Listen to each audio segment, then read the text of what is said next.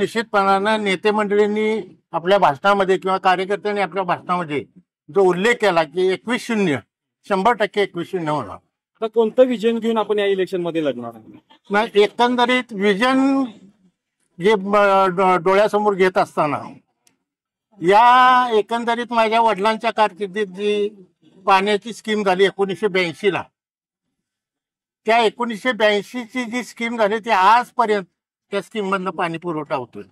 सांगण्याचा माझा उद्देश एवढाच आहे. मगाशी आमचे युवा नेते वीरेंद्र मंडलिक बोलले की नवीन पाणी पुरवठा योजना ही माझ्या कारकिर्दीत आम्ही मंजूर केली होती आणि मंडलिक गटाची ज्यावेळेला सत्ता आली त्यावेळेला ती मंजूर होऊन आली. सांगण्याचा उद्देश कसा की मगाशी जो तुम्ही प्रश्न विचारला त्या विषयावर आम्हाला काही जास्त बोलायचं नाही. ज्या वेळेला एखाद्या गोष्टीचं विजन आपण आपल्या डोळ्यासमोर ठेवतो तर त्यावेळेला गावच्या विकासाच्या दृष्टीनं अतिशय बारकाईनं विचार करून ते निर्णय घ्यावे लागतात. परंतु हे जे आता पाणी पुरवठा अपुरा होतोय, या अपुरा पाणी पुरवठ्याचं काही कारण आहेत. उद्याच्या काळामध्ये ती आम्ही दुरुस्त करणार आणि निश्चितपणानं 24/7 पाणी पुरवठा गावाला करणार.